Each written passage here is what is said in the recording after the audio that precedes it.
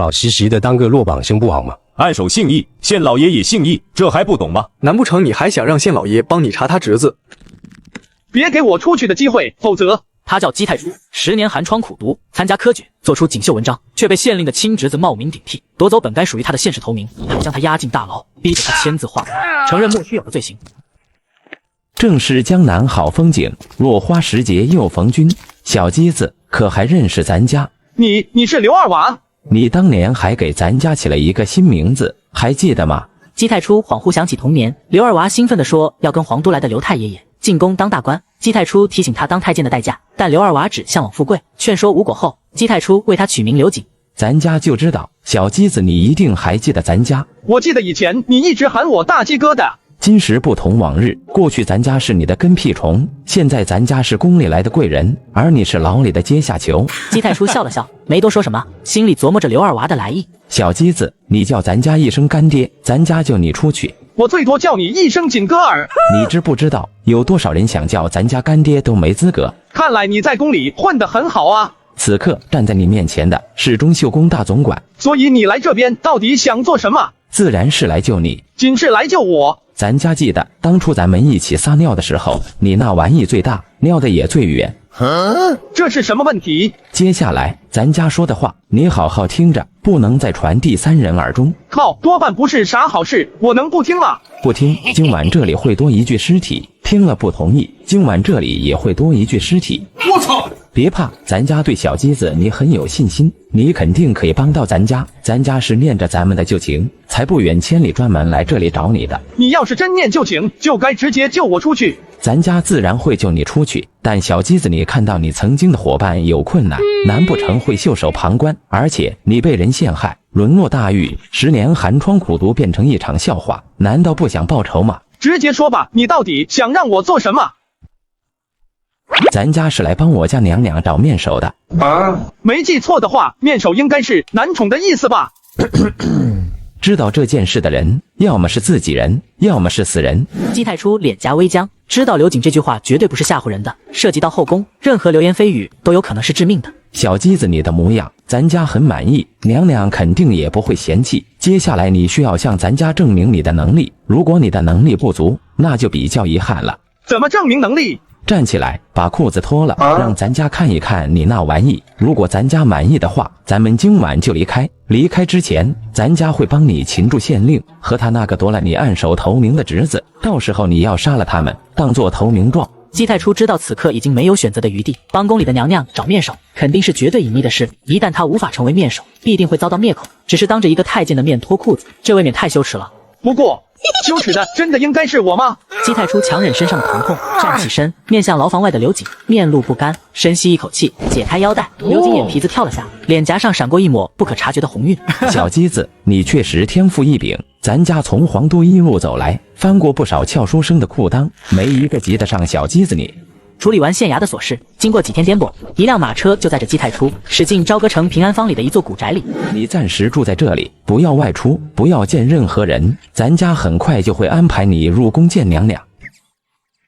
按照刘瑾的说法，陛下受了重伤，多半时日无多。刘瑾的主子钟贵妃膝下并无子嗣，跟皇后娘娘的关系又不好，皇帝驾崩后有一定可能要跟着陪葬。钟贵妃想到的自救之法，便是怀下龙种，这才想着找个面首代替皇帝播种。不要想着跑，得罪娘娘。就算你能从朝歌城逃离，也逃不出整个大梁。到时候你不只会连累我，也会连累整个天河村。对了，我有一个问题，一直没好意思问你。什么问题？咱们那位娘娘年纪应该没到50吧？如今的处境已经无法拒绝当面首，他唯一的侥幸心便是希望这位娘娘年轻好看一些。娘娘风华正茂，不要胡乱猜测娘娘的年纪，这是禁忌。刘瑾又叮嘱几句，方才悄悄离去。随后，姬太初来到一间卧室里，从怀里取出一本泛黄册子《暖阳宫》。在来朝歌城的路上，姬太初缠着刘瑾教自己武学，刘瑾架不住姬太初的死缠烂打，便拿出《暖阳宫》给姬太初。按照刘瑾所说，道家的功法中正温和，很适合初修者修炼。丹田埋阳种，气走12重。姬太初再次翻看一遍《暖阳宫》，随后盘坐在床上，闭上眼眸，开始尝试修炼。画面一转，来到中秀宫。你们先出去吧。诺。说吧，不必担心有老东西偷听，这是陛下期宿的寝殿，墙壁是特殊材料，本就隔音，也没有哪个老东西敢偷听这边。刘瑾从怀中取出一个卷轴，展示在钟贵妃面前。钟贵妃看向卷轴上的画像，原本斜躺着的身子立马坐直，直勾勾地盯着画像上的俊朗身影，看了许久。真人和画像差别大吗？画像不如真人。身体如何？刘瑾想了想，在身前比量出一段长度。钟贵妃一呆，旋即脸颊涨红。他说这只是自然形态。只是他说你没亲眼见到。见了，奴婢被吓了一跳。你去内侍司的蚕室看看，有哪个新净身的小太监没挺住，让他取而代之。明天一早你就将他领过来。奴婢这就去安排。在刘瑾的操作下，姬太初来到位于皇城西角的蚕室外，换上一身黑色太监服，同时也有了一个新名字李三更。很快来到了第二天早上。还能动的就好好打扮一下自己，接下来各宫的主事会来蚕室挑人，被贵人挑中可能直接飞黄腾达，要是没被挑中，直殿司、浣衣司年年都缺大量人手。所谓直殿司，便是负责皇宫刷马桶、擦地、收尸、运送粪车的地方。刘瑾应该已经给我安排好了吧？我是来做面首的，总不能去刷马桶吧？没多久，便有一位身材丰腴的女官来到蚕室。你叫什么？奴婢叫李三更。以后就叫小李子，跟我走吧。诺。你确定选走他的是叶红瑜？这宫里除了陛下之外，也就只有皇后娘娘的人可以比咱们先选，奴婢不会看错的。叶红瑜怎么会选他？现在要怎么办？娘娘不必担心，姬太初绝对不敢出卖咱们的。人都进清宁宫了，你还让本宫不担心？该担心的不是咱们。娘娘，你刚刚也说了，人进了清宁宫，这跟咱们中秀宫有什么关系？对呀，那男人在清宁宫私藏男人的便是皇后那贱人，跟我钟贵妃有什么关系？这样想着，钟贵妃眉梢微微缓和，可一想到姬太初的模样，眉头不由得再次蹙起。总不能就这样便宜了那贱人吧？娘娘不必担心，计划可以照旧，而且现在人在清宁宫，以后即便被发现了，娘娘也完全可以将这黑锅甩给清宁宫，毕竟人在清宁宫。你好好留意一下，如果他被发现了，一定要提前告诉本宫。是。另外，尽快想办法安排他跟本宫见面。陛下重伤已经有好些天了，根本不能行房。要是再晚几天，就算本宫能怀上，时间也对不上。是。眼前的男人科举不成，竟被好友带到后宫给贵妃当男宠，不料却被安排到皇后娘娘处当小太监。不出意外，今晚肯定有大事发生。有刺客！特么的，刚来皇宫第一天就有刺客！皇后的寝宫里怎么会有男人？您误会了，我是太监。你要是太监，我会找上你。你跟大梁皇室是什么关系？没有任何关系。难道你是皇后的面首？不对，你一身阳元未泄，明显还是童子身。靠，这女人连是不是童子身也能看出来的吗？你叫什么？李三更。便宜你了啊！这里是观书殿，动静太大会。别废话，在我的虚神鼎里，就算你叫破喉咙，也不会有人发现的。姬太初趁女子意识不清，也搞清楚了其身份是道门天宗女魁首玄机真人，大梁皇帝供奉，也弄清他中春药的原因。皇帝遇刺重伤后设鸿门宴，想强行吸收他天生到胎内的仙灵龙，而仙灵龙会在他与男子初次欢好时，随一半功力流入对方体内。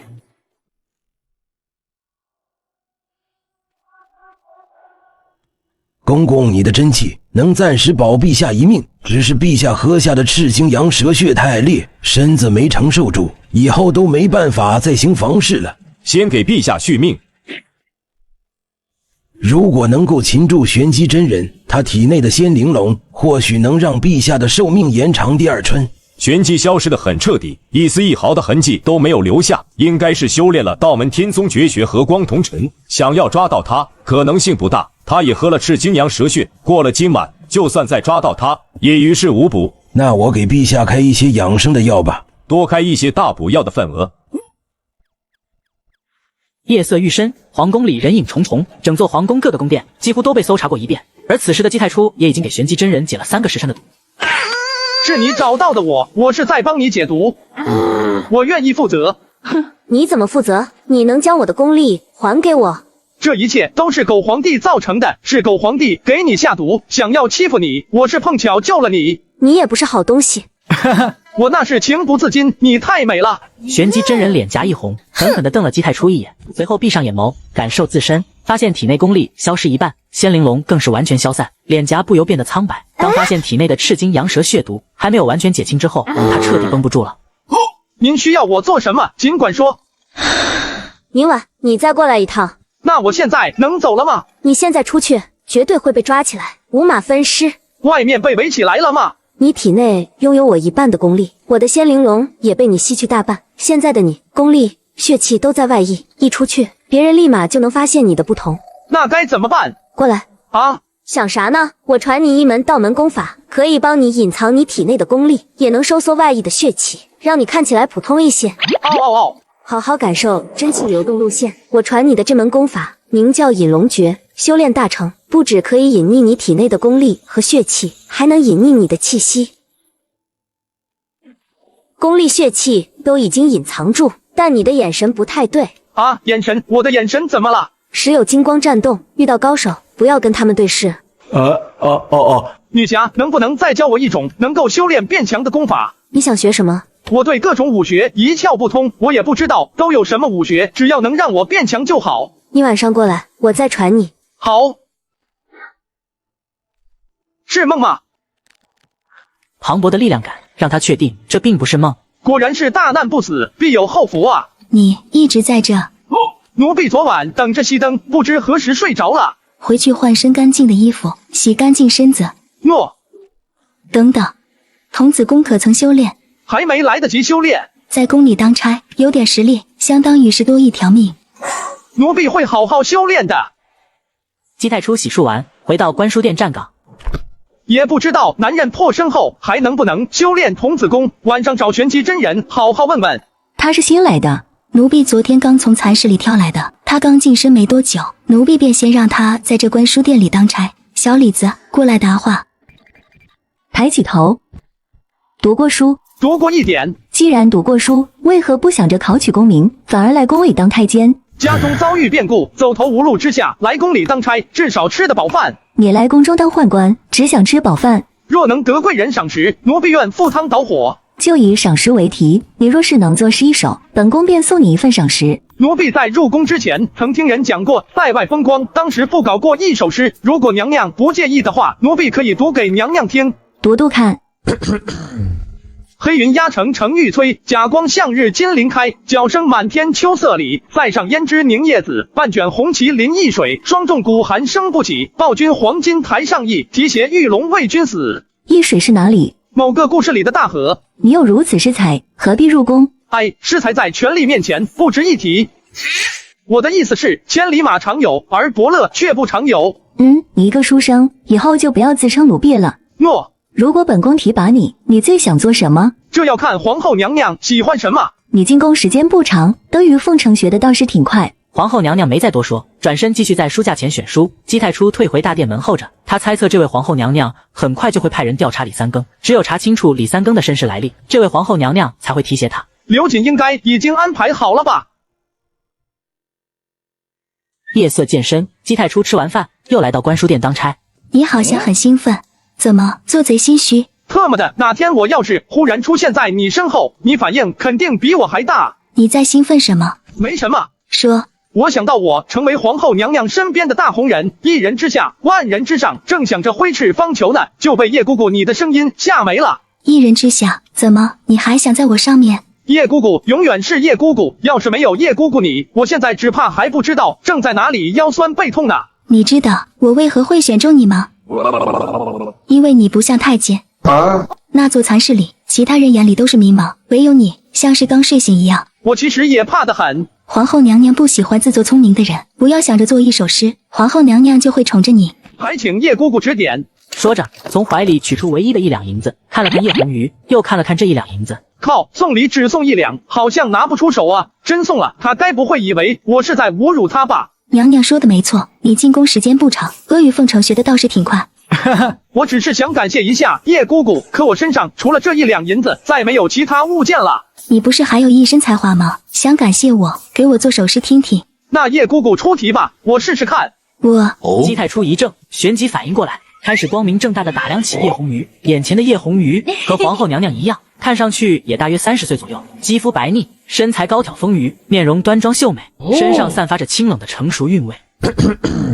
云想衣裳花想容，春风拂槛露华浓。若非群玉山头见，会向瑶台月下逢。春风，这是意境。我再说，叶姑姑是仙子。待会我拿给皇后娘娘品鉴。这就不必了，这首诗是专门送给叶姑姑你的。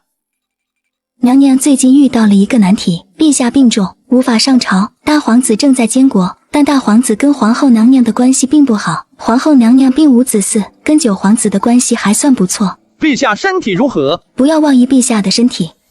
我也觉得陛下才是唯一至尊，即便不上朝，也必定可以监察天下。陛下可以授权大皇子监国，自然也可以收回这种权利。皇后娘娘乃是帝后，是距离陛下最近的人。朝廷势力很复杂，皇后娘娘一直都是只管后宫事，不曾参与过朝堂之事。历来男主外女主内，皇后娘娘乃是陛下的贤内助，只要皇后娘娘照顾好陛下，陛下自然感受得到。想对付皇后娘娘的不止大皇子，宫里还有位贵妃，也对皇后娘娘嫉恨得很。这说的是钟贵妃吗？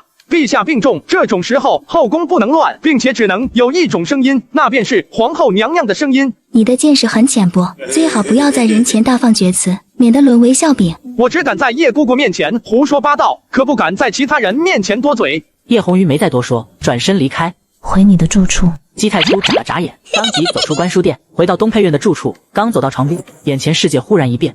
女侠，你没事吧？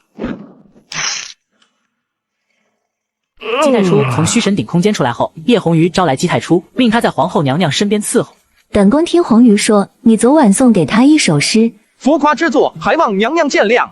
再给本宫做一首。可有命题？遗憾。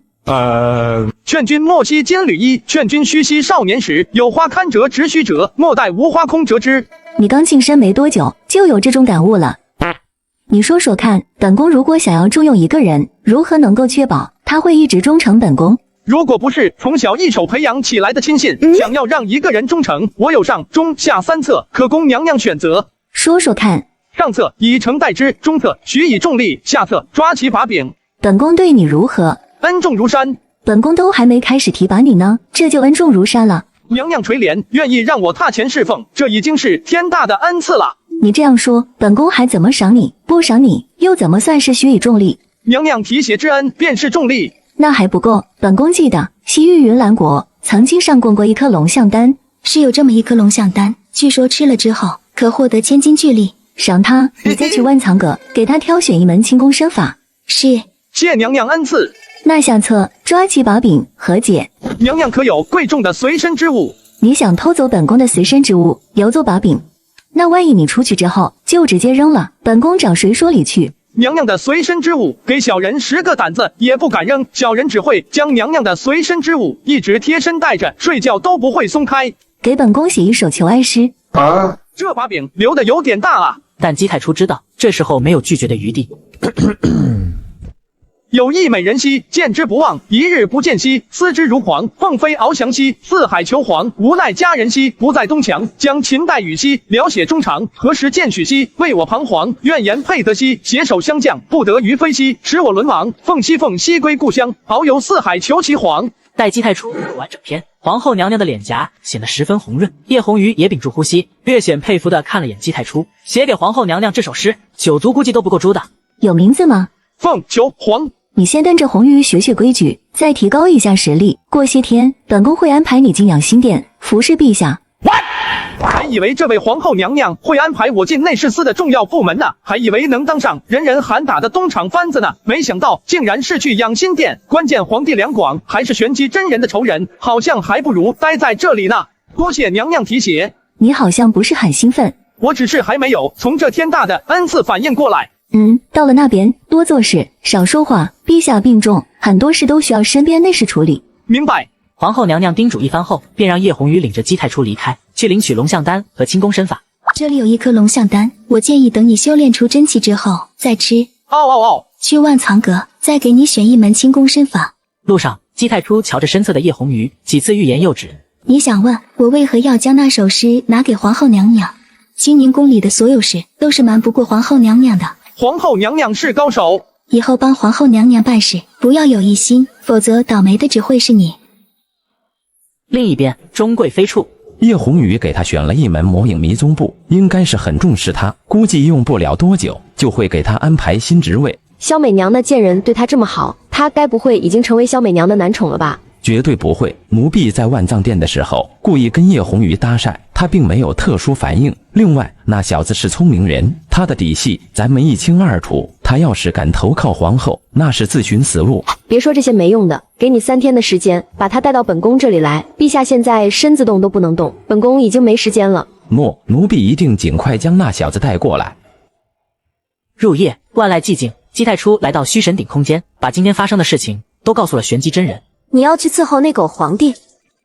我直接将这件事告诉你，是想表明我的态度。这件事我听你的。那狗皇帝活不了多长时间了，他给我下毒之前，曾遭遇过一次暗杀，已是重伤残躯，全靠弘毅那老太监的功力，以及宫里的名贵补药吊着。给我下毒那晚，又被我打了一掌。你估算一下，他大概还有多长时间的寿命？宫里有个老太医，医术极强，再加上弘毅的功力，单这2样加起来，估计能给他续命8个月。不过，给他续命的奇物并非没有，他是大梁皇帝，重赏之下可能会有投机者给他送来续命神药。你确定你要伺候狗皇帝？不是我要伺候狗皇帝，这是皇后的安排。我去养心殿是给皇后当眼线的。你是皇后的人，我是你的人。既然是我的人，那你去帮我杀了狗皇帝。好。你进宫该不会就是为了刺杀狗皇帝吧？那倒不是，但为了你，我什么都愿意做。玄机真人脸颊又是一红，刚欲再说些什么，姬太初已经扑了过来，他心跳加速，并没有躲避，只是在心里安慰自己，赤金羊蛇血的毒还没解清呢。帮我看看这丹药能吃吗？这是一颗大补药，药效比较烈，普通人直接服下可能会七窍流血，但你不同，你体内有我1半的功力，身体要比普通人强壮很多，可以吃。那对你有用吗？对我有用，你就愿意给我吃了？那你吃吧。你莫不是怕有毒，想让我帮你试毒吧？靠，我有这么无耻吗？先炼化药效。考验你的时候到了，我继续帮你解毒，你帮我炼化药效。在玄机真人的帮助下，彻底炼化龙象丹的姬太初，明显感觉到身体的力量变强了不止1个层次，功力也比之前充沛许多。我得了你1半功力，是不是代表我有你巅峰时期1半的实力了？功力不是银子，你有我1半功力，只代表你有我1半功力，和实力无关。想要真正变成你的实力，你需要不断修炼，让你的身体和意识了解、掌握功力。那女侠，你再传我一门防身武学吧。你现在有我1半的功力，昨晚又修炼9阳玉龙诀作为根基，刚刚又获得一股神力。你这里还有一门魔影迷踪步，你在宫里当假太监，并不适合使用兵器。我传你一门掌法，天罡36掌。玄机真人在玉台上演练起来，姬太初认真看着。许久过后，姬太初开始演练，玄机真人在一旁讲述天罡36掌对应的经脉运行心法。天渐亮的时候，玄机真人叫停姬太初，提醒他该离开了。我还没学会呢。那就今晚再来。姬太初轻笑点头，心里稍稍松了口气。他知道玄机真人肯定会离开，但多留1天是1天。如果你今天就去养心殿，那要想办法先回这边一趟。好。出了虚神鼎，姬太初来到观书殿当差。叶红鱼来到观书殿，看到正在扫地的姬太初，微微一怔，一眼就察觉到姬太初的异常。叶姑姑，那颗龙象丹你吃了，效果很好，我感觉我现在比牛的力气还大。童子功也修炼了，吃丹药前便已经修炼出真气，吃丹药后真气增加了好多。魔影迷踪步也要勤练，关键时候可以救你一命，有不懂的可以直接问我。好。今天你的任务是学会宫里所有的规矩，麻烦叶姑姑了。你明早就要离开了。我体内的毒已经解清了，功力也已经恢复7成。要不恢复到10成再走吧？我不走，你会死。你如果去服侍狗皇帝，他身边的老太监弘毅肯定能发现你是假太监。你昨晚怎么没说？昨晚我还没想好要不要帮你。帮我？如果你能炼化这尊虚神鼎，只要不当着弘毅的面脱衣服，他便发现不了你是假太监。你要将这尊神鼎送给我，要是送给了我，你怎么办？相比于我更放心不下你。有没有这尊鼎，对我来说影响不大。我天宗绝学和光同尘，在一定程度上也可以化实为虚，达到的效果跟虚神鼎相差不大。我炼化之后，你不能继续待在这尊神鼎里吗？我说了什么？你怎么就脸红了呢？玄机真人红着脸讲述使用这尊神鼎隐藏男人身份的方法。这尊虚神鼎大致有3大神通，一是内部蕴含神鼎空间，2是神鼎可以隐于虚无当中，3是神鼎可大可小。使用神鼎隐藏姬太初男人身份，就是将这神鼎当成内裤一般，将胯间的庞然大物给包拢住。但是，一旦将神鼎当成内裤，神鼎里显然就不适合继续带人了。你居然能想到这种方法！你别太得意，这虚神鼎不是白给你的，你需要帮我做件事。你尽管说，无论什么，我都愿意帮你做。可还记得我昨晚传你九阳玉龙经的时候，还曾提过一篇遗言。九阳经乃强者陨落于虚神鼎内留下，后玄机真人闯秘境时捡到虚神鼎，炼化后得到。遗言里提到过一事，和大梁皇宫有关，这也是我之前愿意做大梁皇室供奉的原因之一。遗言里说，大梁皇宫里藏有一块古阵盘，这块古阵盘涉及到长生之谜。古阵盘，长生之谜，帮我找找看，如果找到了，你还愿意跟我分享，可以去天宗找我。好，只要我能找到你说的古阵盘，立马就给你送过去。遗言上有一段玄奥文字，我讲给你听，你好好记住。待在皇宫久了，以后可能会明悟。好。99最幽玄，莫误入迷津。八卦九宫看掌上，明了自通神。魏应玄黄在乾坤，长生术，玄妙眼真图。姬太初听完，仔细思量一阵，却是一头雾水，一时间也没有任何头绪。不必着急，也不必强求。离开宫里之后，你是要回天宗啊？我天宗和大梁皇室的关系已经破裂，我需要先回一趟天宗。如果没有其他事发生，我应该会在天宗闭关。好，那我们继续吧。今晚可以让你当家做主一次，但是明天一早你不准拦我。好。到了后半夜，闲暇之际，玄机真人开始帮助姬太初炼化虚神鼎。约1个时辰后，他将原本属于自己的虚神鼎让渡给姬太初。你处在虚神鼎里面的时候，无法移动虚神鼎；你处在虚神鼎外面的时候，也无法让虚神鼎离开你。这应该算是虚神鼎的2个缺点。当然，也可能是我对虚神鼎还不够了解。你以后好好研究，有虚神鼎在身，至少自保无忧。天渐亮，玄机真人没有留下任何痕迹，消失得无影无踪。此刻他已经彻底掌控虚神鼎，将虚神鼎放在胯间，可以完美隐匿自己的庞然大物。这是一尊玄之又玄的神鼎，可玄机真人却是直接将这尊神鼎送给了他，这份情谊重如泰山。以后我会去找你的。准备的如何了？他很聪明，规矩学得很快，人也认全了。你还有什么要准备的吗？那待会就去养心殿报道，其他事红鱼会帮你安排好。麻烦娘娘了。这算是本宫的贴身信物，如果在宫里遇到致命的刁难，取出香囊可以保你一命。多谢娘娘，小人一定全力以赴，不负娘娘所托。走出观书殿，叶红鱼领着姬太初朝养心殿走去。很紧张？有一点。你是皇后娘娘的人，养心殿里的人不会故意欺负你，你唯一要小心的是服侍陛下的时候要尽心尽力，不可出任何差错。我到了养心殿要做什么？这要洪公公来安排，他安排你什么，你照做便是。1刻钟后，两人来到养心殿外，之后便由黑衣太监领着姬太初进入养心殿。片刻后，黑衣太监招呼姬太初走进寝殿的一处侧殿。听说皇后娘娘将那颗龙象丹赏给你吃了。是。看样子皇后娘娘很看重你，但陛下不会喜欢你，可知为何？小李子不知道，还希望老祖宗帮忙解惑。陛下重病，最见不得身边人生龙活虎。你刚吃一颗龙象丹，身体壮如牛，陛下一眼就看得出来。这要是安排你到陛下龙榻前贴身侍奉，不出3日，你必定落罪。还望老祖宗能给小李子指一条明路。你是皇后娘娘安排进来的，咱家肯定不能让你再回去。倒是有一份差事适合你做，就是不知你有没有这个胆子。只要是老祖宗安排的，小李子自当竭尽所能。养心殿上一任传诏使在为陛下传口谕之时，故意夸大陛下旨意，已被诛杀，职位空了出来，你正好可以补上。多谢老祖宗提拔。这份差事油水很大，但也很得罪人。小李子只想帮老祖宗办好差事，不怕得罪人。出去吧，找万姑姑，她会教你规矩。诺。姬太初乖巧退走，刚来到殿外，便看到一名丰腴的女子走来，长得十分美艳。养心殿女官万碧玉。李三肯。小李子见过万姑姑。洪公公安排你当传子太监。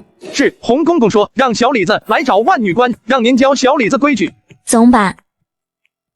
另外一边，目送姬太初进入养心殿的刘瑾，第一时间返回中秀宫，将这一消息告知钟贵妃。你的意思是，萧美娘那贱人将那小子安排进了养心殿？多半是这样，也不知道那小子怎么做到的，竟然能让皇后那么看重他。你确定是看重他，而不是萧美娘使的诡计？这个那小子是叶红鱼亲自送到养心殿的。一旦那小子是假太监这件事暴露，陛下问责，肯定先找皇后。奴婢估摸着，应该是皇后很看好那小子，想要培养。这才几天，那小子就能讨得萧美娘的欢心。刘瑾也有些无语，想当初他刚入宫那会，要不是有刘家老祖宗照顾，只怕根本活不到现在。这小子倒好，入宫才几天，就被皇后娘娘送进养心殿了。你确定他不会出卖本宫？肯定不会，他是真男人，单单这一点，他就绝无出卖咱们的可能，否则先倒霉的一定是他。那他到底是怎么做到的？本宫从来没见过萧美娘那贱人这么迅速的提拔一个人。可能是因为他长得比较讨喜吧。讨喜？钟贵妃脑海浮现之前看到的姬太初画像，暗暗点头。那么俊朗，确实很讨喜。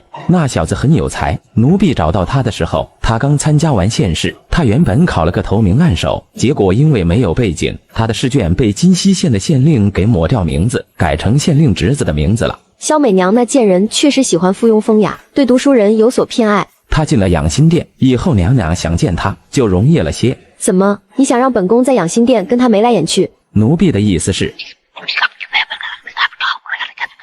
另一边，养心殿宣旨房内，他们是小房子和小枣子，都是传诏副使，是你的下属。他是李三更，洪公公钦点的传诏使。奴婢见过李公公。宣旨之时，你代表的是陛下，一言一行、一举一动都需要合乎天家威严。传旨之时，身穿斗牛袍，头戴乌纱绣蟒帽，脚踏鎏金靴。姬太初听得很认真，他知道这种礼仪上的事，在宫里绝对不能出差错，尤其是在他占了别人晋升位置的情况下，一丁点的错可能都会被举报。介绍完传旨事宜之后，万女官又领着姬太初来到一座名为锦昭殿的大屋里。甚至有这里处，以后你接到传旨的任务后，直接来这里便可。如果是口语，你成过之后，也需要回到这里，留下所传口语的记录。之后，万女官又给姬太初安排了住处，领了2身太监服以及6两俸禄。还有什么不懂的吗？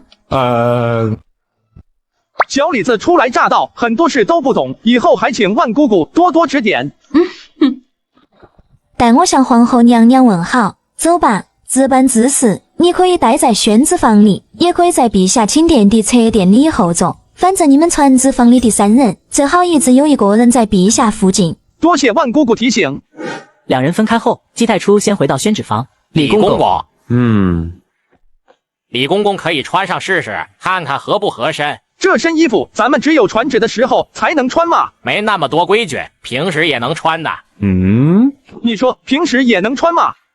咱家是老祖宗钦点的传诏使，如果咱家跟万姑姑提说你们2个不配合咱家，处处给咱家使绊子，你们连副使都做不了。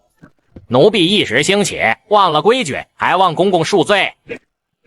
还请公公饶了奴婢这一次。起来吧。多谢公公宽宏大量。万姑姑说我平时可以在陛下寝殿的侧殿候着，我现在要是过去，需要穿什么衣服或者拿什么东西？正常的内侍服就可以，如果需要传旨，需要先等锦昭殿准备好圣旨，咱们有足够的时间换衣服，还不快去准备？之后，姬太初又问了2人一些皇宫禁忌，方才离去。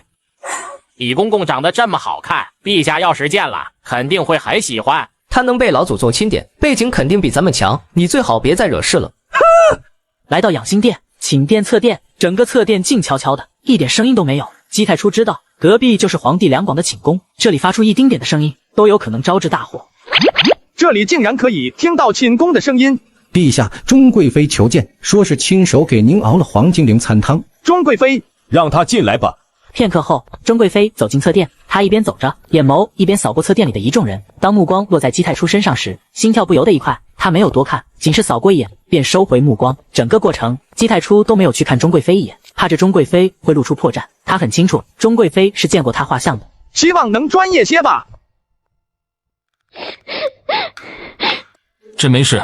陛下，您一定要好起来，真儿可离不开陛下你。再过些天，朕的身子就能动了。钟贵妃脸颊微红，心里却是不受控制的浮现刚刚见到的姬太初。正如刘瑾所说，姬太初要比画像上的更加俊美不凡，而两广眼里满是欲望，可整个身体脖梗以下一动不能动，只能干看着。陛下，你要是好了，一定要先去中秀宫。好。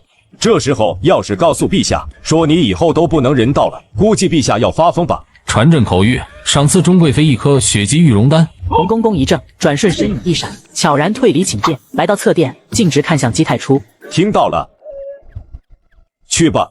诺。在哪里领丹药？公公不必着急，待会自有人送来血肌玉容丹，公公先换衣服吧。这口玉是赏赐丹药，还是要正式点？很快，三人换好衣服。老子还真是英姿勃发，天生贵胄，风神如玉。公公真像皇子啊！你又在给老子挖坑！奴婢一时口不择言，还望公公恕罪。再有下次，你自己提前想好新差事吧。不敢，绝对不敢再有下次了。没多久，3名太监来到宣旨房。李公公检查一下，确认无误后，咱家还要回去交差。姬太初打开木盒，盯着里面的银白丹药看了看，也无法区分这到底是不是血肌玉容丹。应该就是血肌玉容丹。珍宝库的人不敢在这种事上欺骗咱们的。我记住你了，你回去复命吧。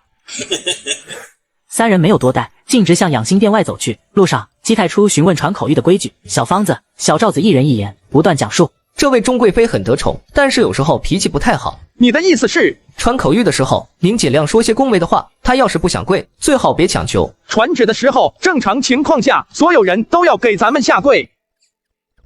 奴婢是右副使，责任之一便是专门查看有谁没有下跪，有谁没有面露恭敬之色。这样啊，咱家第一次为陛下传口谕，要是就有人不规范，这不太好吧？很快，3人来到中秀宫外，等待守门太监通报。终于要跟贵妃娘娘见面了吗？今晚估计不止要替皇帝陛下传口谕，还得帮忙播一次种才能离开呀。他来了，应该是您去给陛下送汤药，陛下欣喜，给了您奖赏。他是传诏使，多半还带来了陛下的口谕。那本宫要怎么做？待会娘娘您接旨的时候，故意为难他一下，等到交完旨，借故发火，奴婢帮您拖住那2个副使。这会不会太嚣张了？如果有人认为娘娘嚣张，咱们就把她出自清宁宫的消息放出去。娘娘跟皇后一向不对付，宫里人都知道，如此可以名正言顺地欺负她。让他们进来传口谕吧。另外，将本宫的翡翠马鞭取来。个男人叫姬太初，好友安排他进宫，本想让他暗暗帮助贵妃怀下龙种，可却被皇后选走，还当上了传旨太监。为了不暴露真男人身份，他只能和贵妃打配合，偷偷趁着这次传旨替皇帝播种。陛下口谕，贵妃娘娘接旨。陛下口谕，贵妃娘娘接旨。怎么，你们是要本宫出去跪在你们面前？奴婢不敢。既然不敢，还不快传旨？哼，钟贵妃接旨。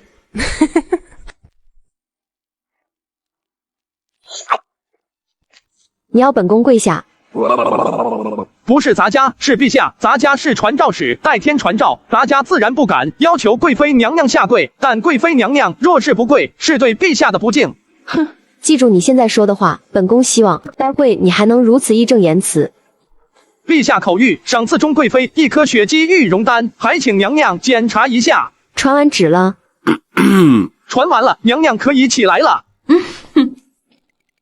2位公公，过来喝杯茶再走吧。小方子、小赵子对视一眼，十分有默契的没有去看姬太初，默默跟在刘瑾身后离开寝殿。咱家也不打扰娘娘了。你敢动一步，这盒子里的血肌玉容丹就是假的。进来。还要本宫再说第2遍。还请娘娘饶过小李子这一次。哼，饶你。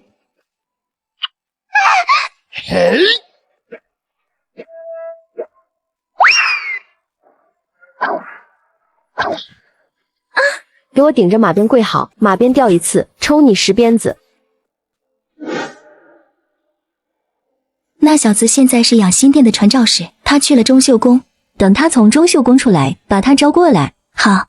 晚膳过后，皇后娘娘看向叶红瑜，眼里闪过一抹探寻之色。奴婢去看看。片刻后，叶红瑜归来。他传口谕的时候，让钟贵妃下跪，这惹恼了钟贵妃。钟淑贞为难他了。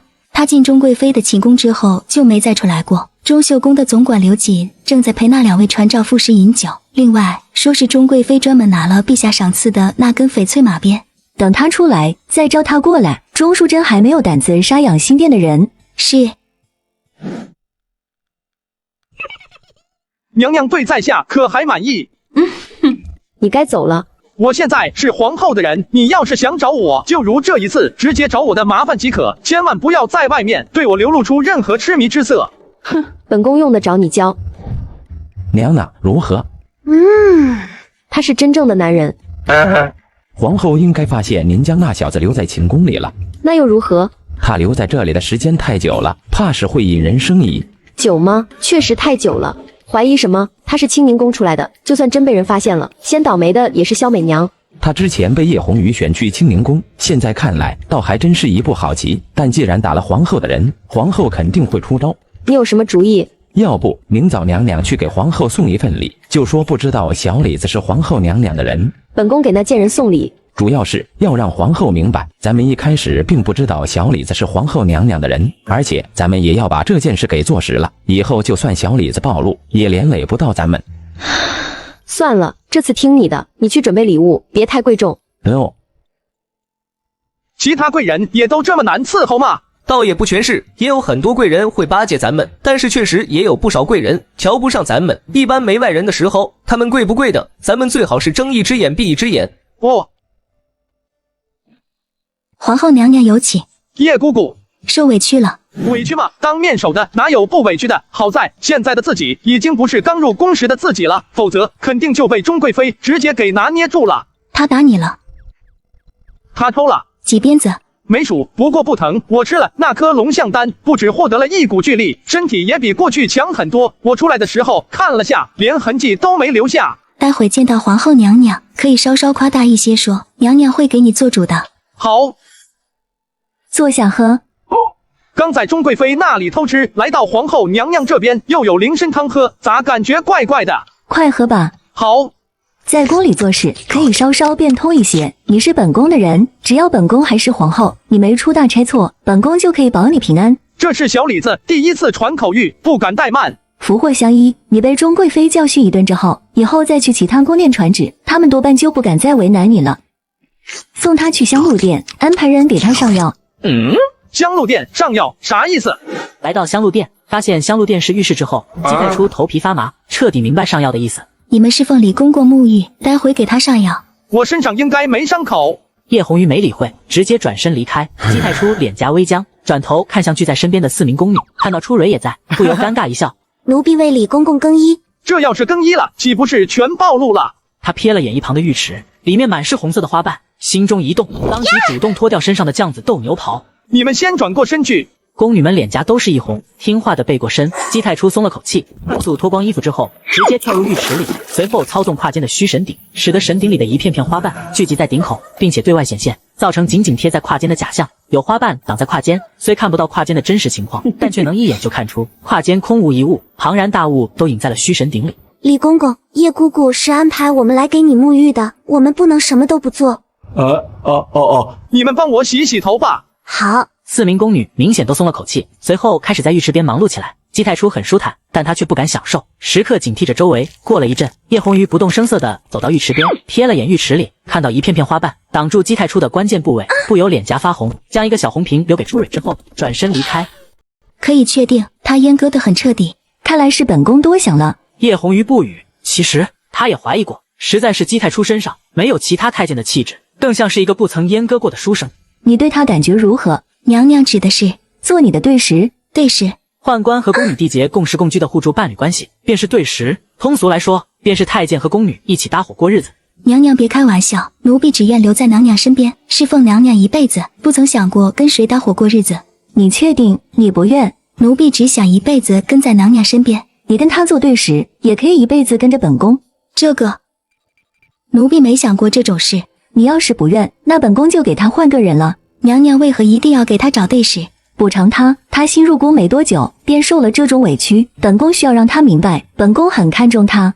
叶红鱼懂了，一时犹豫起来。你真不愿？不是不愿，而是奴婢怕太高调了。奴婢是娘娘的亲信，若是被人知道他是奴婢的对使，只怕太引人注目了。你这样说倒也有几分道理，那你给他挑个对使吧。No。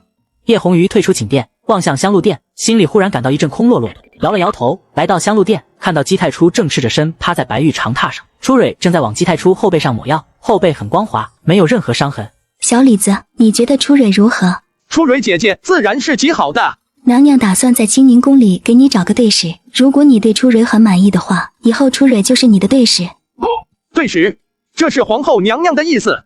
娘娘的意思是帮你在清宁宫里找一个对使，如果你对初蕊不满意，也可以换个人。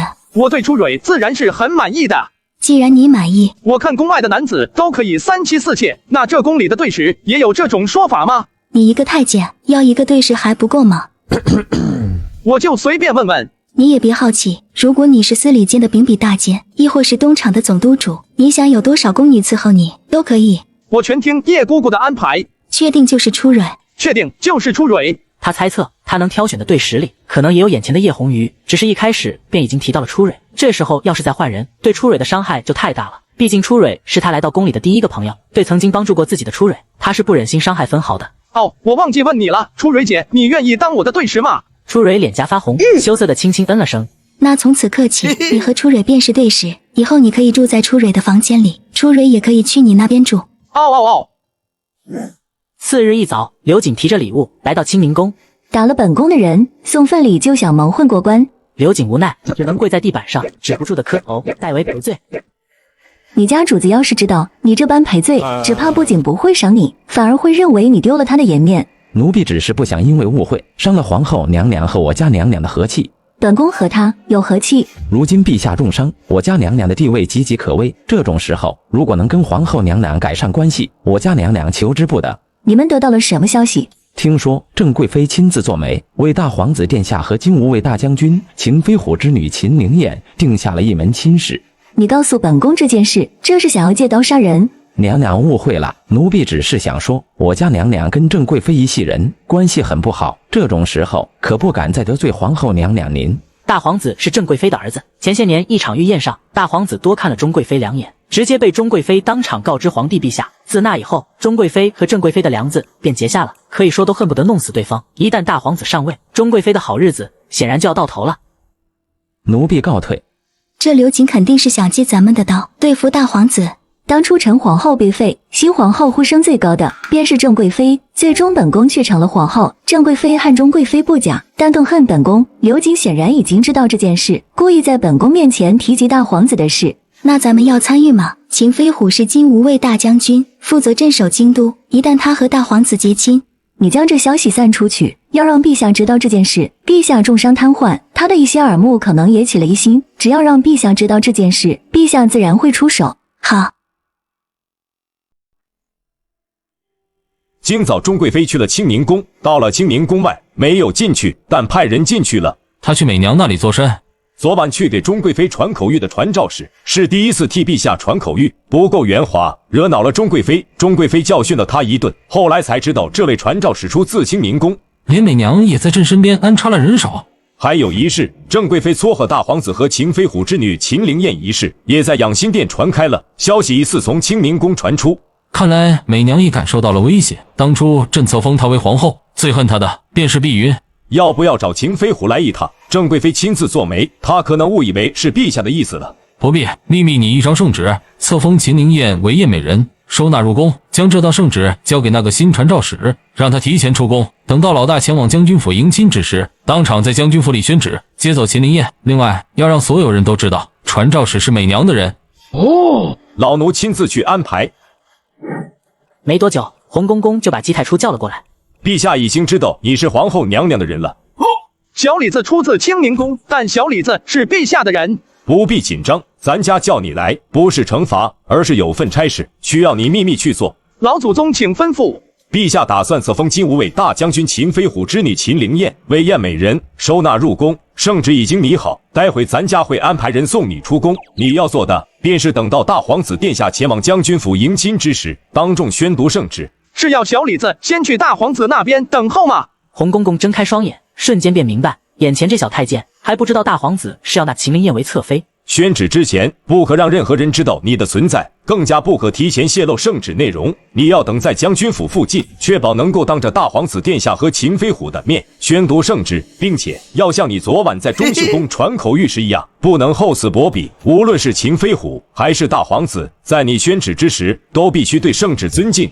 姬太初仍是有些不明其意，不过却已经明白该怎么做了。那小李子这就去拿斗牛跑。你大概还没明白，等到出宫之后，自然会明白。此事不可告知你那两位副使。那他们不跟着去吗？这是你的任务，他们有他们的任务。明白。夜色已深，姬太初离开养心殿，路过景昭殿时，看到一辆黑色马车。万姑姑，桑菜。好。姬太初踏进马车，发现车厢里有一身青色衣服，以及一个金枝圣旨木盒，心跳不由快了些许。这金枝圣旨木盒里面应该有一道真正的圣旨。马车驶动，一路无言，直到马车驶离皇宫。小心些，一般这种隐秘的任务遭到暗杀的可能性都不小。还请姑姑给小李子指条明路。我并不知道你的任务是什么，我只知道明早你消失的一事肯定会传到各方势力耳中。你的身份比较特殊，很多聪明人都可以猜到你身上可能有什么。那小李子要怎么办？宣旨之前不要暴露行踪，至于如何做，这要看你的任务是什么。不要暴露行踪。如果只是不暴露行踪，那对于拥有虚神鼎的我倒也简单，就是这任务有点莫名其妙的。换好衣服，将车里的东西拿好，就离开吧。姬太初换上青衣，跳出马车，左右瞧了瞧，发现此刻的自己正处在一条小巷的拐角处，具体是哪就不知道了。姑姑能不能先借我点银子？我出来的太着急，浑身上下连个铜板都没有。哼，这里面有50颗金豆子，回宫之后要还我60颗。好，赵国城晚上的治安是好是坏，小心些吧。多谢万姑姑。姬太初和万碧玉分别后，就找了个酒楼住了下来。稳妥起见，他操纵无形的虚神鼎挡在圣旨盒上方，接着打开圣旨盒。圣旨上的内容跟洪公公讲述的基本上一模一样。册封金吾卫大将军之女秦灵燕为燕美人，即刻入宫，肯定还有我不知道的事。姬太初琢磨好一阵后，摇了摇头，将圣旨放进虚神鼎里，之后又操纵虚神鼎照在床榻上空，开始修炼九阳玉文经。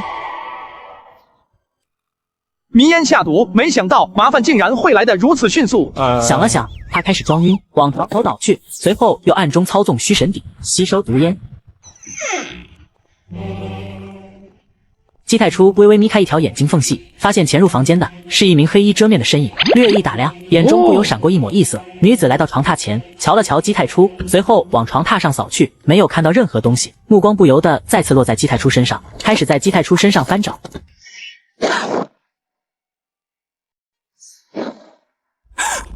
你在找什么？我有梦游症，是梦游到这里的，你信不信？那我待会要是说我忘记我力气比较大，不小心捏碎你脖子，你信不信？真的，真的，我就是单纯的对你的金豆子感兴趣，想用银子给你换几颗金豆子。你真以为我不敢杀你？都这种时候了，我哪敢骗您啊？我就是来借几颗金豆子。你叫什么？弄玉，弄玉，我叫弄玉。混哪里的？花影门。花影门？你家主子是哪位？这个我这次来纯粹是自己的主意，跟其他人无关。那我待会要是杀了你，也跟其他人无关。我们门主是叶妖娆。你们花影门主要是做什么的？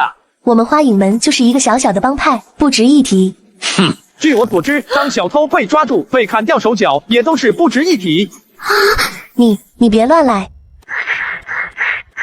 天亮后，姬太初停了下来，瞧着床榻上的弄玉，心里有些遗憾，只问出了一些关于花影门的事。到了最后，基本上他说什么，弄玉都说是，已经被折磨得无法保持清醒了。真的是巧合吗？之后，姬太初离开酒楼，走进将军府附近的一家酒肆里。客官看着面生，要不要尝尝我们这的招牌美酒？来壶酒，外加3斤酱牛肉。客官请慢用。姬太初先尝了口牛肉，发现味道还挺不错的，当下又倒了杯葡萄酒，略一品尝。弄玉，这位客官跟他一样，一壶酒，一盘牛肉。我去，长得一样，声音也一样。你见过我？我能找到这里，坐到你面前，你觉得是巧合？昨晚我在睡觉的时候被人喷了毒烟。他做错了事，我愿意代替他赔偿。你叫什么？叶妖娆。他倒是没告诉我你长得跟他一模一样。他在呢。你不是要代替他补偿吗？你打算怎么补偿？看看够不够。不够，你可能不知道，昨晚他差点杀了我。不可能，无缘无故，他绝对不会杀人。你说的不算，他在我手上呢。黑衣女子脸色微变，冷悠悠地盯着姬太初。换个地方再聊吧，这里人多眼杂，不太方便。如果他出事，你绝对活不过今晚。你这句话我很不喜欢，待会咱们交易之前，你需要先为你这句话付出代价。哼。听说秦大将军有个女儿，琴棋书画无所不通。你说的是秦灵英吧？秦灵英不是叫秦灵燕吗？秦大将军有几个女儿？自然是2个，大女儿秦灵英，琴棋书画无所不通，已经出嫁；二女儿秦灵燕，习舞刀弄枪，据说刚被许配给大皇子梁成远。姬太初脑海回忆起洪公公的话，突然明白了一切。还以为大皇子是帮皇帝两广迎亲，没想到原来大皇子才是新郎官啊！这岂不是要羞辱大皇子？大皇子在养心殿肯定有眼线，传诏使忽然消失，很可能会引起大皇子的注意。大皇子可能已经猜到一些真相，如此的话，很可能会派人对我进行截杀啊！姬太初虽然感受到了这任务的凶险，但他心里却并没有什么惧怕的，有虚神鼎在，大不了一直藏在里面。这里已经足够隐秘，说吧，你想怎么交易？先为你之前得罪我的话赔罪，之后再谈交易。你想我怎么赔罪？哼，跪在我脚下，不然弄玉死。还请阁下高抬贵手，放过弄玉。起来坐吧，在接下来的1个月里，帮我打听一些消息。如果让我满意，你会提前见到弄玉。需要让我先确定弄玉还活着。你说一段话，或者出一个只有你和弄玉懂的题目。过些天，我给你拿来弄玉的亲笔信。既然如此，那咱们这交易就算达成了。去帮我查一查，秦灵燕和大皇子的婚期定在了哪天？这只怕不好查。跟将军府和大皇子相比，花影门只是一个微不足道的小门派，我根本没资格接触到他们。我只能说尽量去打听，但能不能打听出来，我不敢跟你保证。他们成婚，难不成连请帖都不发？查不了他们两家，还查不了他们的亲朋好友吗？那我回头去打听一下。再给我打听一下秦灵燕姐姐秦灵英的情况。你想知道什么？比如她的住处行踪，身边都有哪些人？仅是这些的话，倒是不用打听。7年前，她嫁给当时的探花郎孟寻欢，之后便一直住在清平房孟府。孟寻欢在迎娶秦灵英之后，没2年便弃官回家，后来又喜欢上游山玩水，结交各路江湖人士，常年不在家。受到冷落的秦灵英一直深居简出，还将大部分仆人都给辞去，只留下她的贴身丫鬟小青。只有2个人，不怕被人偷家吗？秦灵英的爹是金吾卫大将军秦飞虎，谁敢偷他女儿家？再说孟寻欢有位结义大哥胡啸天，就住在孟府附近。胡啸天是锦衣卫千户，一直都对孟府照顾有加。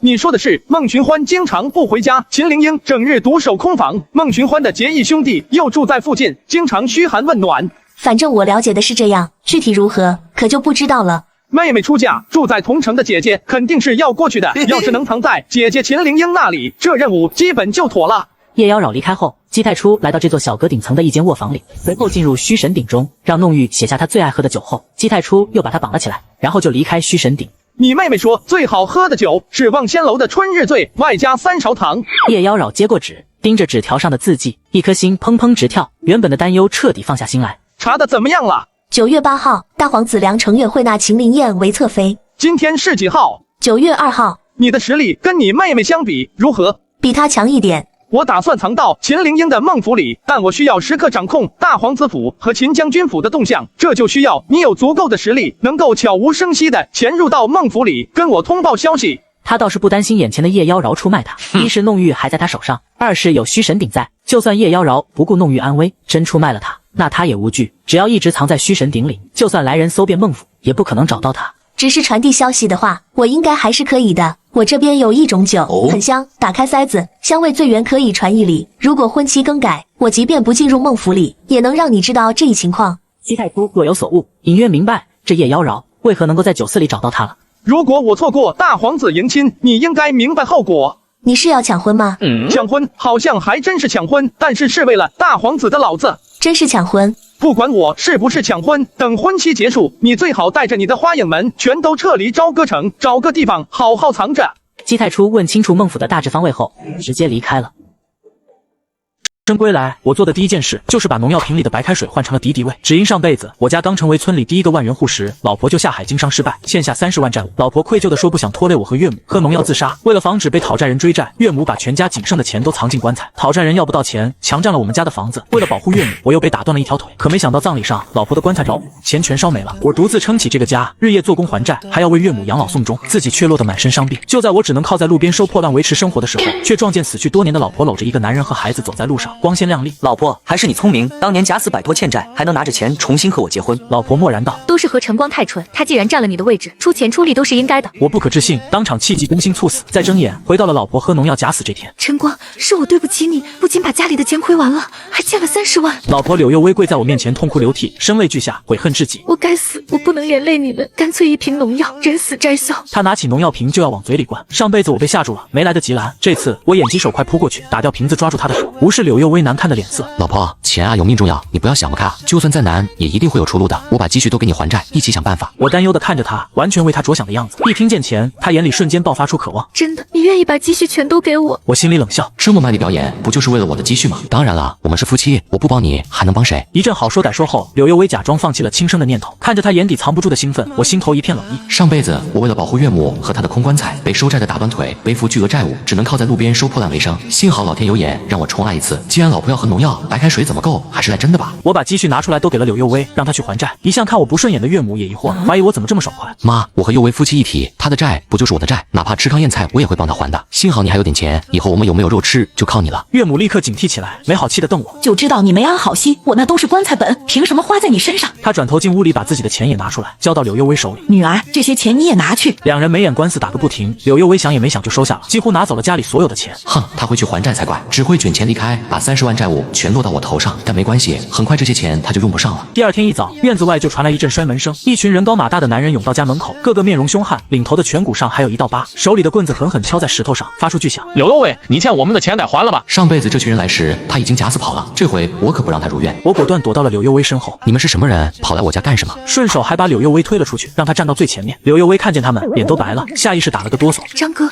，30万太多了，实在是没这么多钱了，还不了。还不了？你借钱的时候可没说还不了，别想赖账。动静吸引了附近的邻居，好几个人探头探脑来看，远远聚在外面围观。柳幽微他家不是刚成为万元户吗？没想到转头又欠了30万，这得几辈子才能还清啊？这生意还不如不做。这下好，不仅钱没赚到，债主还找上门来了。看热闹的人越来越多，七嘴八舌的议论。柳幽微涨红了脸，大喊道：“要钱没有，要命一条！你这样步步紧逼，我把命赔给你总行了吧？”张哥嗤笑，嘲弄地看着他：“就你也值30万？”他以为柳幽微是威胁，但下一秒，柳幽微就拿出一个农药瓶。人死债消，陈光，为了你和妈，就用我这条命来弥补吧。我死后，把我放进买好的棺材里，不用浪费钱，早点下葬。他满脸的慷慨就义，还不忘给自己洗个好名声。说完，就拿起瓶子咕噜咕噜往嘴里灌，甚至怕我阻拦，喝得又急又快。众人都惊呆了，看着柳幽微瓶子一扔就开始口吐白沫，浑身抽搐。老婆，你别丢下我，没了你我可怎么活？还没靠近，岳母就嚎了一声，搂住了往地上倒的柳幽微。幽微啊，你怎么让妈白发人送黑发人？妈就你一个女儿啊！他像个护崽的老母鸡，狠狠推了我一把。别过来，谁都别靠近我女儿！我顺势坐在地上，离他们隔了好几米，低头捂着脸哭，无助极了。张哥皱起眉，看着不断翻白眼流口水的柳幽微，晦气的呸了一声：“算你有种，但死了也别想讨债，兄弟们，明天再来。”讨债的走了，柳幽微躺在岳母怀里，也是真的快不行了。他全身开始冒冷汗，一抽一抽的。看热闹的邻居也被镇住，还是赶紧送医院吧，立刻抢救，说不定还能捡回条命。去什么医院？那都是骗钱的，你们还嫌我家欠的钱不够多吗？浪费在这种地方。他紧紧搂着柳幽微，谁说也不撒手。柳幽微呼吸越来越微弱，他抖着手扯了扯岳母的袖子：“妈，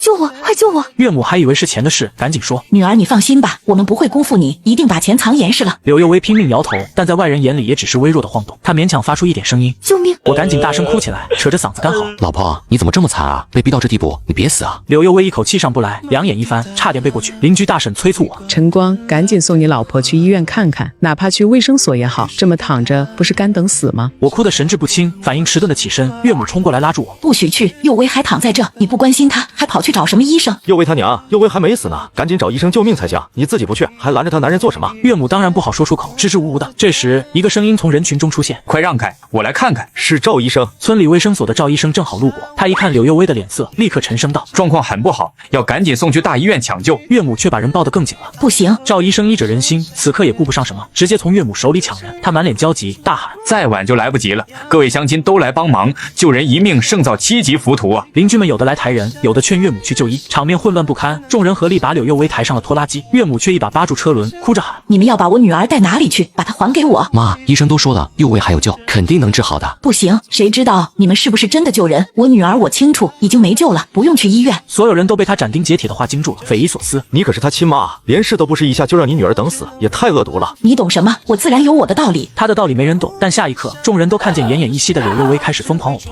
这个女人有多惨？成婚7年，夫君每日不是饮酒作乐，就是逛青楼，最后还不辞而别，原因竟是想将她送给自己的结义大哥。薛欢兄弟近2天应该会回来参加林燕的婚宴。还有事吗？你应该明白，薛欢兄弟为何一直远游不归。你要是真有本事，就直接让他写一封卖妻契约，他敢写，我就认。只要你同意，他就愿意和离，不会对你的名节造成任何的影响。我就算和离，跟你又有什么关系？你以为天下间除了他，就只有你一个男人？除了我，谁敢再娶你，我就杀了谁。你该离开了。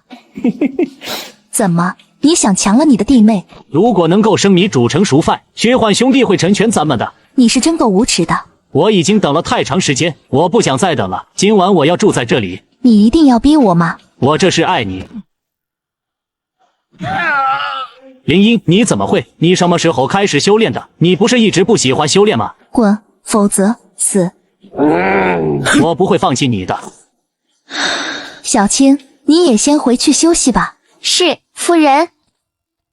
你倒是挺有本事的，道门天宗的和光同尘都能学会。他记得玄机真人曾经说过，天宗绝学和光同尘和虚神鼎都有隐于无形的效果。想了想，他没动，也没开口回应。怎么，现在连见我都不敢见了？我去，这是把我当成孟寻欢了。听到你大哥说要跟你的妻子生米煮成熟饭，你是不是特别兴奋？你不惜自污，整日整夜住在青楼里，就是想让我移情别恋，爱上你这位结义大哥。你和你结义大哥一样，一个虚伪，一个无耻。你再不现身，我一巴掌拍死我自己。等一下，你应该是认错人了。你是谁？在下是跟着胡啸天来的，有个案子跟他有关，我正在调查，误入这里实非在下本意，还望夫人海涵。什么案子？这不能说，但他确实不是什么好人，你拒绝他是对的。你什么都不说，但却听了我那么多秘密，让我如何海涵？要不以后我帮你好好教训一下胡啸天。你认为我打不过他？这倒不是，夫人的功力肯定强过胡啸天的多。至少要让我知道你的名字。李白。面纱揭下，让我看看你长什么样。这个恕在下无法从命。我连你长什么样都不知道，我怎么能确定你离开之后不会向外胡说八道？我刚刚要是不开口，你是不是会直接一巴掌拍死你自己？我是你的救命恩人，既然是救命恩人，又岂会对你不利？那你帮我一件事。何事？当初他为了将我推给胡啸天，故意在青楼寻欢作乐，我也想让他体会一下另一半背叛的感受。淫人妻女这种事，我可做不来。我已经开口这样说了，你要是拒绝我，我哪里还配活在世上？夫人，您误会了，我的意思是得加钱。我帮你之后，不仅得罪孟寻欢，胡啸天也会恨我入骨。万一被你父亲知道，还会被满世界追杀。所以帮夫人可以，但夫人得给我做出足够的补偿才行。你想要什么？我对夫人您的实力很感兴趣，不如给我些功法什么的吧。跟我来吧。这里面有3本秘籍：坐忘剑诀、明玉心经和万毒归宗。坐忘剑诀是孟家的，你可以看，不能拿走。明玉心经是我修炼的，万毒归宗是孟寻欢上次带回来的，说这门功法上有一些解毒手法，颇为高明。这2门功法你都可以带走。你好像并不看重这些武学。若非修炼明玉心经可以让身体保持年轻状态，我对武学一点兴趣都没有。人比人气死人啊！但凡当年能得到1本秘籍，我哪会寒窗苦读11年？但你好像很强啊！我不喜欢修炼，但我的明玉心经也已经无需再主动修炼，它会自动在我体内运转，功力与日俱增。我去，你这是什么境界？我说过，我不喜欢修炼，自然对修炼上的事不怎么熟悉。不过，如果你喜欢，我倒是知道该怎么将我的功力送给你一些。哦，你要怎么送？你我阴阳互补。那个传召使从宫里消失1天了，各方都有什么反应？大皇子已经知道传召使消失。钟贵妃傍晚来给您送汤药的时候，曾在侧殿问过一嘴。至于其他势力，暂时还没察觉到，也有可能是他们藏得比较隐秘，老奴没发现。那美娘呢？什么反应？这个皇后娘娘可能还不知道传召使已经从宫里消失。不知道？你之前不是说她是美娘的人吗？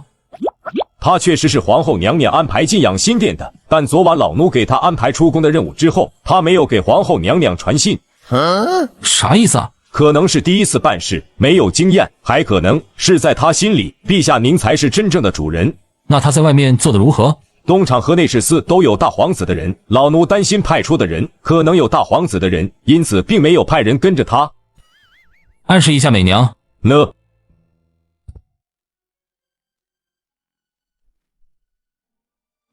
赵统领，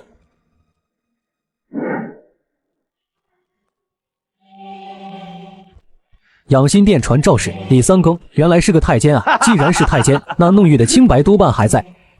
传召使外出，又故意隐藏身份，关心的是大皇子和秦灵燕的婚事。叶妖娆眸光微动，知道自己之前猜测姬太初是想抢婚，完全是个错误。但琢磨好一阵，也没想出个所以然来，又看了眼画像，转身离去。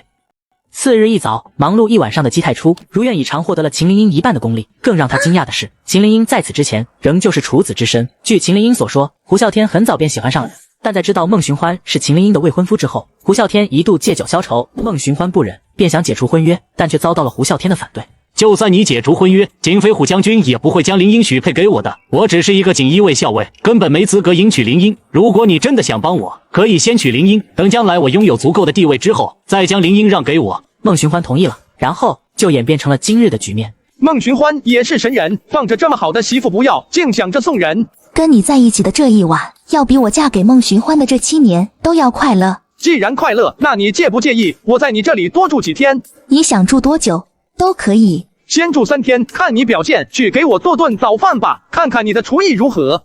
好。趁着秦灵英去做早饭，姬太初心念一动，瞬间来到虚神鼎里。你是我。如果说我们以后握手言和，我忘掉你给我下毒烟，想偷我东西这件事，你忘掉我昨晚审问你的手段，你能不能同意？同意，我同意。你和叶妖娆什么关系？我们亲如姐妹。亲如，长得一模一样，还如。姬太初没有多想，给弄玉度了些许功力疗伤，顺便传了魔影迷踪不给他。你姐姐已经帮我查清，我想知道的是，今天是9月3号，9月8号之后你便可以离开了。这5天好好修炼。另外，我们的约定便是你不可以睁开眼看到这里。您放心，我肯定不会睁开眼睛的。之后，他回到秦灵英的寝房。你吓死我了，我还以为你跑了呢。好了，去把你做的饭菜端过来喂我吃。那你不能再跑了。你不是要羞辱孟寻欢吗？他都还没回来，我怎么能走？小姐，这算是偷人吗？早饭过后，两人一起躺坐在床榻上，研读《坐忘剑诀》《万毒归宗》2本秘籍。与此同时，皇宫、清明宫，刚刚万碧玉传来的消息，说是洪公公安排那小子出宫，他身上带有一个金之圣旨盒。你觉得是什么事？万碧玉隐隐在暗示，跟大皇子要那秦灵燕为侧妃这件事有关。这是陛下出招了，可能不是陛下出招，而是陛下代替娘娘你出招了。那小子是娘娘的人。你觉得有危险吗？奴婢猜测，陛下应该是希望娘娘你出手护住那小子。本宫怎么出手？本宫外面又没有人可用。要不找九皇子试试看？小九的性子不适合参与这种事，而且梁长远肯定会专门盯着小九，一旦小九有异动，可能会弄巧成拙。那娘娘的意思是，她的任务应该是传旨，旨意的内容多半会破坏梁长远和秦飞虎的联姻。你试着派人传出消息，就说圣旨内容是要调走秦飞虎，戍守边关。调走秦飞虎，戍守边关。如果圣旨里是这种内容的话，那各方势力想要截杀姬太初的意愿就不会太强烈了。而同样得知姬太初已经被秘密派出宫的钟贵妃变得异常的烦躁，一旁的刘瑾只能不断出言安慰，还保证若姬太初不幸死在外面，他一定会再找一个比姬太初更强的面首。你当本宫是什么？难道在你眼里，本宫是那种水性杨花的女人？奴婢的意思是，奴婢一定会想方设法护住他。本宫不管你用什么方法，一定要将他给本宫完整的带过来。是啊，没想到连一晚都不到，那小子居然就能迷惑住娘娘。刚加入养心殿2天，竟然又被陛下委派重任。咱家在皇宫里熬了10余年，都还没真正跟皇帝陛下搭上几句话呢。不过，若是小鸡子能在皇帝陛下那里得势，咱这个老乡……傍晚时分，一股浓郁的酒香从孟府附近飘到孟府里。他在找我，难道大皇子和秦灵燕的婚期改了？告别秦灵英，姬太初顺着酒香来到了一家酒肆中。李大哥，这边。这位是在下孟寻欢。我操！